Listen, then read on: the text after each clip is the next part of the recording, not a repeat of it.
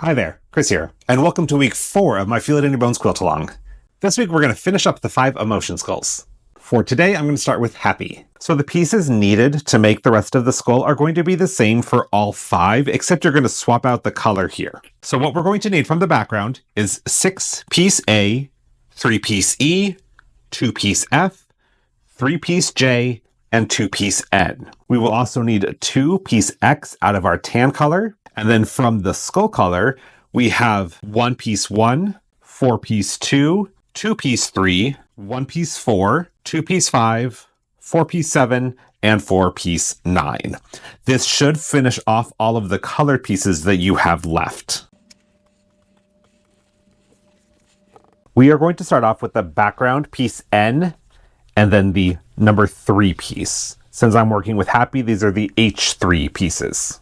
We're going to make half rectangle triangles out of these. So we're going to flip them over. And just like we did for the doom eyes and the fear eyes, on one set, we're going to mark the upper right and lower left corner. And then the other set, it'll be the upper left and lower right.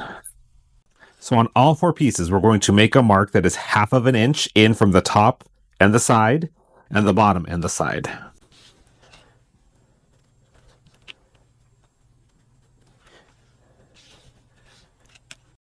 If you're using my half rectangle trim template, there is a line right there for your 1/2 inch. And I find it easiest to just make 2 little tick marks, and where they come together, that's your 1/2 inch. On the backside of one piece of each set, whichever one is lighter or easier to see your marks, you're going to draw a line to connect those 2 points. Just like that. And they should be opposite each other. And just like last week, we're going to use some straight pins to help us get those aligned. So we'll poke down through that point on this piece with a line on it, and then poke up on the other piece so that those are lined up through the fabric, like that. We're going to do that with both markings.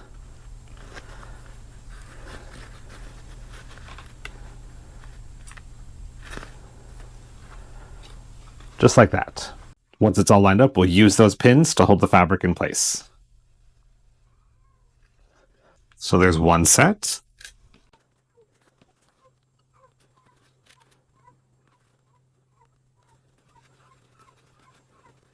And the second set. And now we're going to sew a scant 1/4 inch seam on either side of the line on both of these sets.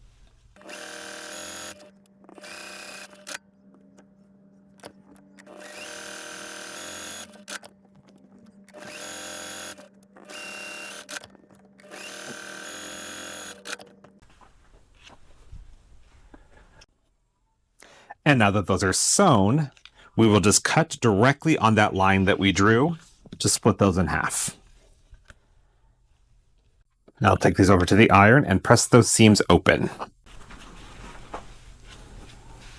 Now I'm going to use my half rectangle triangle trim template to trim these up, but if you don't have one of these, I do have a free download on my website for some paper templates you can tape to the back of your regular ruler.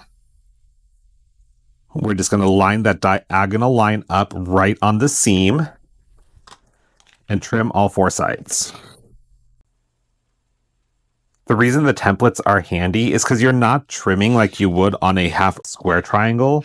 The seams don't go all the way to the edge. There's actually a 1/8 inch offset on the short side. And that is important so that when you've sewn your 1/4 inch seam all the way around, so it'll land right in the 1/4 of the seam and you'll have a nice, beautiful point. Now, I prefer to press my seams open, but if you don't like that, you can actually follow what I have written in the directions and just press towards the background piece. We're going to take one of each of these half rectangle triangles, set the others aside for now. We will use them in a bit. And on the bottom side of either one, with them facing in like this, we're going to add a piece 2 to the bottom.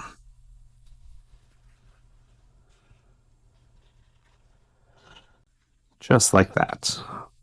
So we'll go sew those.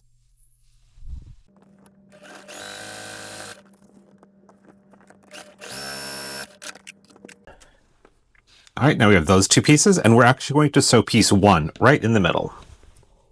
So we'll grab that.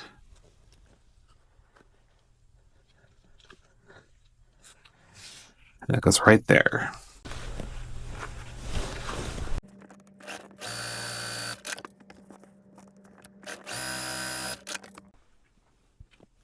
All right, top of the head is complete, so we'll set that aside. Now we're going to grab one of those E pieces and 2 of the H9 squares, and we're going to add them to the top 2 corners and sew a line diagonally from corner to corner. Now we do have to do these one at a time, so you'll sew one, press it open, and then sew on the second one. So we've sewn our line and now we need to trim it. And then either press this back or press it open. And now we can add that second square. And now we'll trim this one. Just trim it to 1/4 of an inch. And we'll press that. And now on either side of this, we're going to sew an H7. Just like that.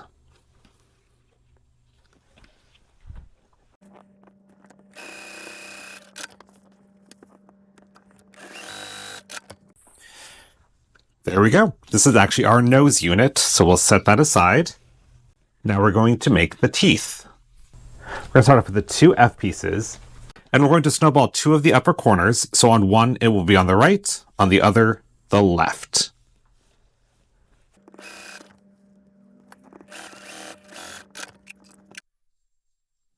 And now we'll just trim those 1/4 inch from that stitching line. Press those open. All right, so there are those. Now let's make the teeth. So we are going to need both of the H5 pieces and the remaining H2 pieces. We're also going to need all 6 of the background A pieces. Now on the 2 H2 pieces, we're only going to snowball 1 corner, and they need to be opposite each other. So we'll snowball both of them on the lower end, one on the right side, one on the left side. And then on the H5 pieces, we're going to snowball both corners on the lower end. So now we'll take these over to the sewing machine.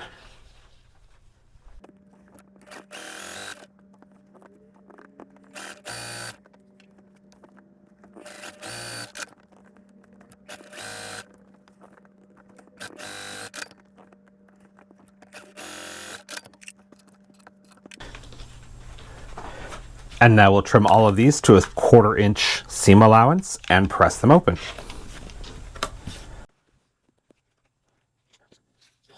There are the teeth. Then we will add in the other pieces. And now we're just going to sew this row together.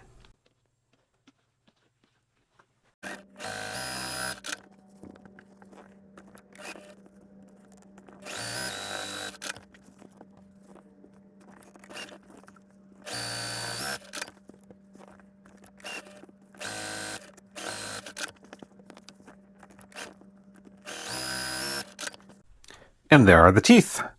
So when you sew your row together, you're going to start with a cheekbone, a skinny tooth, a wide tooth, a skinny tooth, and the other cheekbone.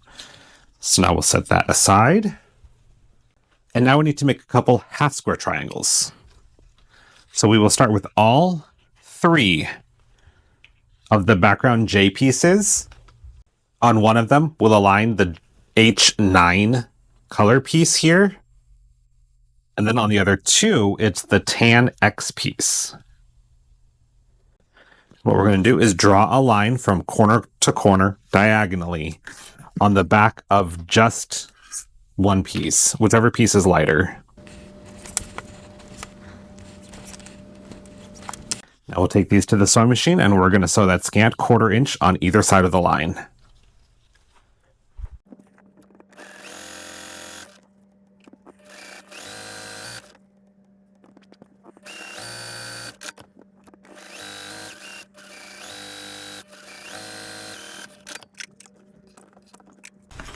And now we'll separate all of these by cutting directly on that line that we drew.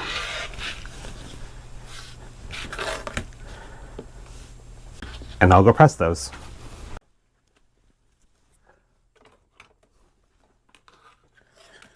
And now we can trim these all to size.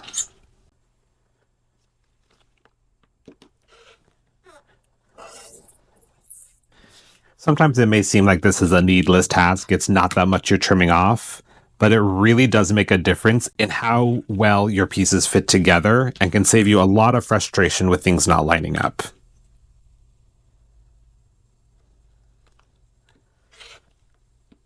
And now that we have our half square triangles, we can take our remaining half rectangle triangles, the remaining 2 H7, and the 2 remaining E blocks, and create our side columns. So on the top side of those 7 pieces, we're going to add a half rectangle triangle, just like that, followed by one of the tan half square triangles. And then on the other side, we have a half square triangle, followed by a background square, and another tan triangle, and the tan triangles should be facing out. There is a diagram in the pattern to help you with that orientation. And now we'll go sew those. I am going to build them one at a time so that I don't get them mixed up and anything sewn in the wrong direction.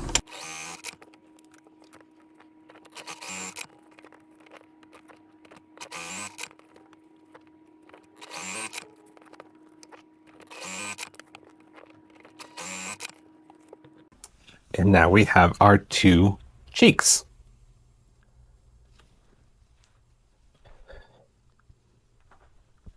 So these will go on either side, and we can start building the skull. So the teeth is the bottommost row, followed by the nose. Then we'll add in the eyes that we made last week, and the top of the head. We'll start by assembling the center column, press those seams, and then add on the sides.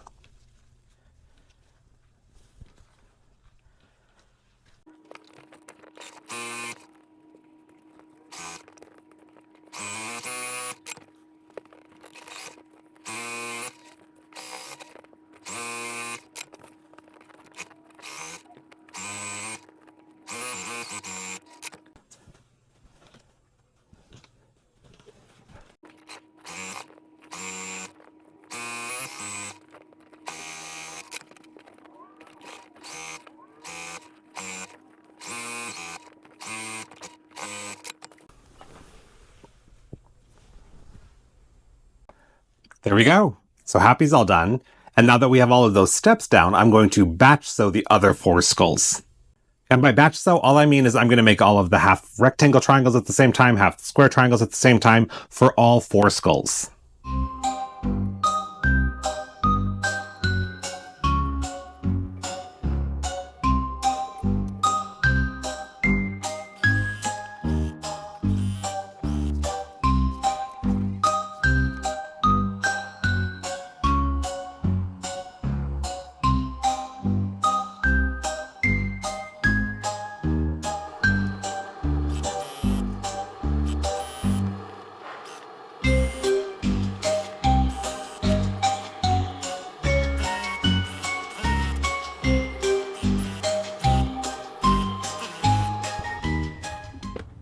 All right, we got all of our emotion blocks sewn up. We've got happy, fear, love, gloom, and doom. Next week, we're going to finish up a few filler blocks. They are super easy, and then put our quilt top together. So until then, work on finishing up your skulls and any other sewing you may need to catch up on. And be sure to submit your progress photos in the weekly Google form. That is your entry to get your finished quilt top long-armed by me. Thanks for watching. See you next week.